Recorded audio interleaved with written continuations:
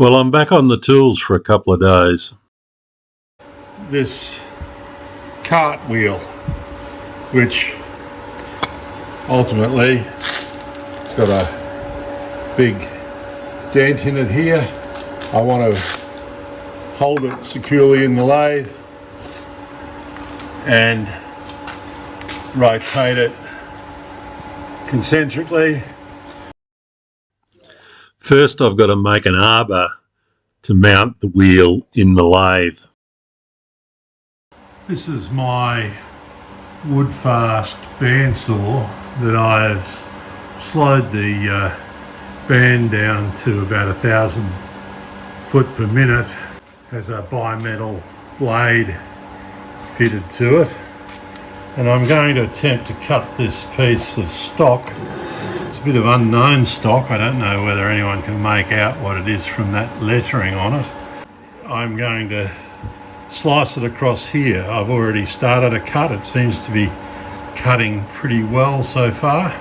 I'm going to continue that. I want to take this chunk off, which is about 80 millimeters square, and turn it round in the lathe. Well, that's the old bandsaw. It cut that through relatively quickly. It impressed me. I'm not sure whether this is just a breed of aluminium or something more exotic from where it came from. It could be something more exotic, but it cut nicely. I normally only cut wood on this machine, even though it's got the bimetal blade in it. When I'm cutting wood, I'm usually just making blocking and stuff, so the bimetal blade's good for that.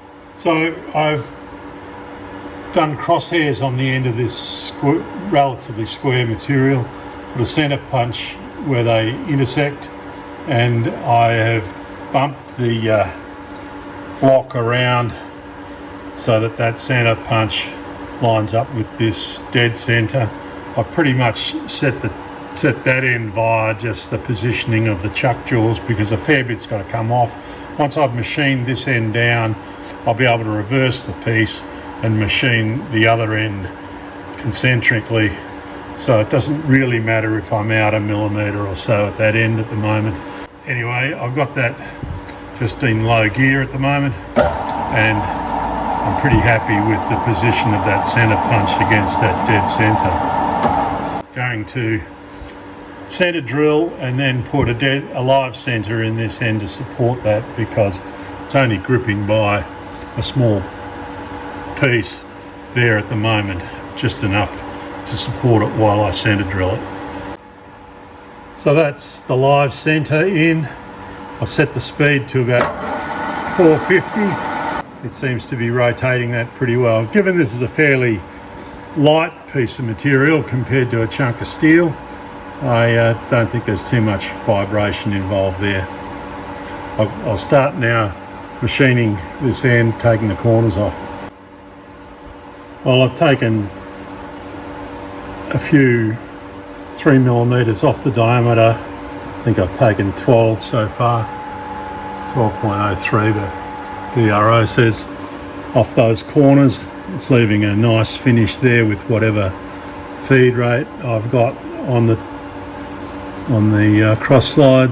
So I'll continue down until I get these flat sections down to that diameter. I'm only going that far because that's about as far as it needs to go to grip in the three jaw chuck. I'll put it in after I reverse it from this operation. So that's what we've got so far. I don't know exactly what that diameter is. Doesn't really matter. It's something to grip on in the three jaw chuck. I've got a centre there if I wanted to reset that up. Now, with that in the three jaw chuck, I can do what I like with the rest of that block. I've turned this down a little here, rounded the edge off to suit this cart wheel, which ultimately it's got a big dent in it here. I want to hold it securely in the lathe, rotate it concentrically. My arbor comes through here. I'm going to set those 3 screws, and I'm going to turn a spigot here to locate on the center of the wheel as the next step. So this is my wheel straightening arbor. There's a little reduction, couple of little reductions there. I think the section inside the wheel's slightly tapered across here. I've run the file and I've put a bit of chamfer on this corner. This is a 40mm spigot to locate the center of the wheel. Again, a little chamfer on the outside there. The wheel fits on there well now, locating right up over the spigot, as you can see there.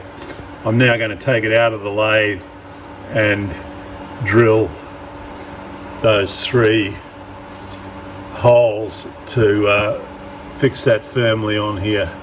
The idea is that this rig will rotate that rim, and I will be able to work on getting that kink out of this side rim. It's quite a big chunky arbor, but that will give it extra strength when I'm trying to press that kink out of the rim. Starting to drill 3 holes around this boss to hold the wheel on. The first hole's here, although I marked out some holes there. I mainly did that so I could get a measurement of the pitch circle diameter from the actual wheel, and it's a fairly simple one. It's a 60mm diameter.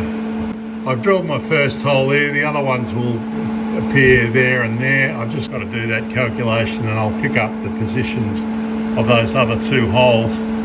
And I'm drilling with the tap size for 8mm, which the closest I've got is 17/64.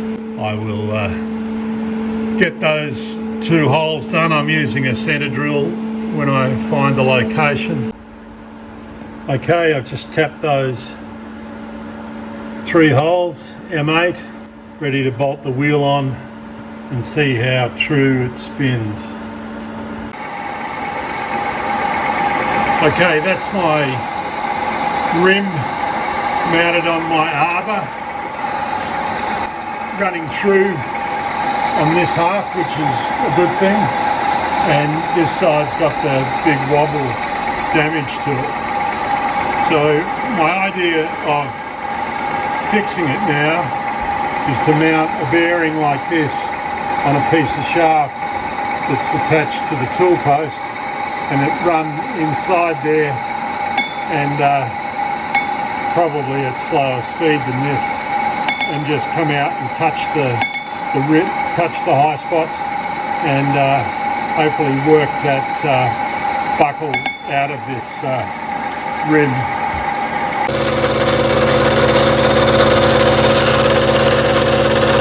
The bearing fits on that end, and I'm squaring down this end of that rod so that it fits in a tool holder. I'm taking a 1mm depth of cut with a 63mm diameter 4-insert cutter there. I'm cutting at 100mm a minute. So this is my tool holder for that old bearing. See the red Loctite around there? You know what that means. It's 2 looser sliding fit on there when it should have been more of a press fit, but that's my turning skills. This is 16mm or just under 15.9mm wide between my thumb and finger there, which will fit into one of my tool holders on my tool post. It's 150mm long, the machined area there. The idea is to hold it in the lathe like that and to run it inside the rim. Try to knock that bump out of it. We'll see how that goes. It's untried as far as I'm concerned. I figure this thing might be useful in future for other things where you're wanting to straighten something up in the lathe, so it was worth putting the effort into it. Okay, well this is my new tool holder with the bearing pressed onto it. It's a pretty crappy old bearing, it doesn't run real great, but I'm not sure that that's going to be a problem. That's the buckled wheel. The idea is that I wind the cross slide out until it starts bumping against that buckle and see how it goes. Don't know really what to expect. We'll give it a go.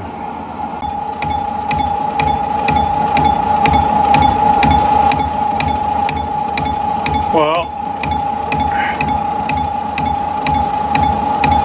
that was my idea. I don't know how effective it is. Tool post is just rocking backwards and forwards there. I'm not sure. I've had it twisting the actual through this junction here, that knocked it around. The actual, when it runs on this side of the wheel rather than the back side of the wheel, it was trying to pull the bar out of the tool post holder. This way it forces back on the tool post holder, but that's making the whole lathe jump around and lifting the, I don't know whether you can see it.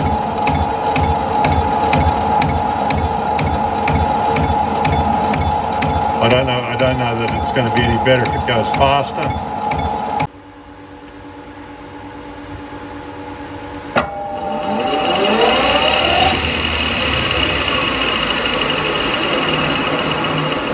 It's still got a little bit of wobble in it. I think 1/2 millimetre or something. It's about the best I can get it. I didn't end up getting it with the roller system that I'd made up. I think mainly got it with hitting it with a block of wood and a hammer. Just I heated it at one stage. I was getting fairly frustrated with it, and then the block of wood sorted it out. Well, my roller design did not work. A good hit and a dial indicator seemed to fix it. Get out to your shed and have some fun.